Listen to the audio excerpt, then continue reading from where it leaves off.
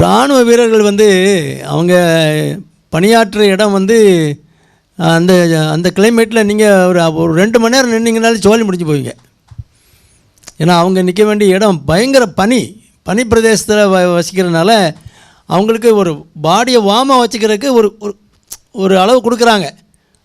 அது கியூட்டனியஸ் வேசோ டைலட்டேஷன், அந்த உங்களுடைய அந்த இரத்த நாளங்களெல்லாம் தோலில் உள்ள இரத்த நாளங்களை கொஞ்சம் விரிவடைய வச்சுக்கிடும்.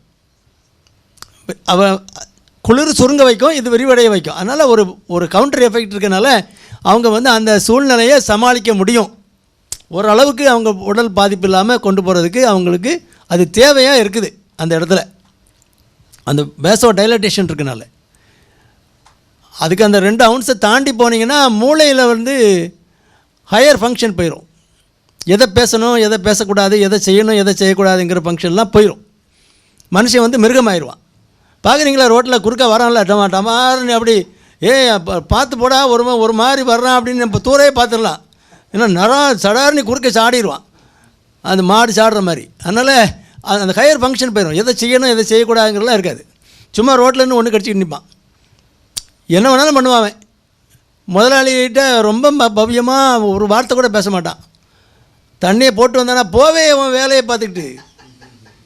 இவர் போயா கிருக்கேன் கண்ணா அவனான்னு திட்டிட்டு மறுநாள் காலையில் வந்து, ஐயா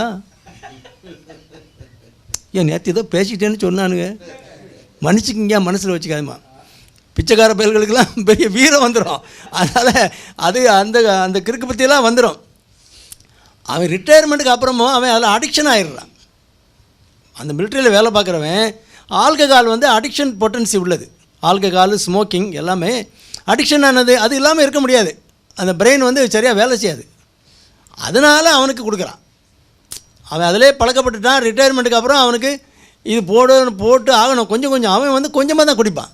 அதிலே பழகினவன் குடிச்சிட்டு வேலை பார்க்கணும். சும்மா குடிச்சிட்டு குப்பர் அடித்து படுக்க முடியாது.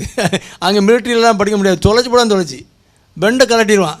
அதனால் அவன் அந்த அளவோடு அவன் குடிக்கிறதுக்காக வேண்டி, அவன் உடல்நிலையை மெயின்டைன் பண்ணுறதுக்காக வேண்டி அளவோடு குடிக்கட்டும்னு சொல்கிற வேண்டி ஹையர் ரெண்டில் உள்ள மதுவை கொடுக்குறான். இவனுங்க அங்கேருந்து வந்த பிறகு நான் ஒரு டிசிப்ளின்டு லைஃபோடு இருக்க மிலிட்ரிக்காரன் என்ன பண்ணுவான், அது வாங்குவான், கரெக்டாக அவன் குடிப்பான், அவன் வேலையை பார்ப்பான், ஏதாவது ஒரு ஜாபில் சேருவான், ஒரு செக்யூரிட்டி ஜாபில் சேருவான், பண்ணுவான். சரி, அவன் நிறையா கொடுக்குறான்னா அது வாங்கி அது குறைஞ்ச ரேட்டு கிடைக்கும், அதனால் விற்கிறான். அவ்வளோதான். கவர்மெண்ட் கொடுக்குறான்னா அது இதுதான் காரணம். அங்கே அவன் வேறு வழி கிடையாது. அவன் இருந்து அந்த சூழலில் அவனுக்கு குடிச்சே ஆகணும். குறைவாக குடிப்பான். அவனுக்கு வெளியில் வந்து இங்கே வந்த பிறகு வாங்குறதுனாலே ரொம்ப காஸ்ட்லி ஆகக்கூடாது. அவன் நாட்டுக்காக உழைச்சவன், அவனுக்குரிய மரியாதையை கொடுத்து அவனுக்கு தண்ணி கொடுக்குறான்.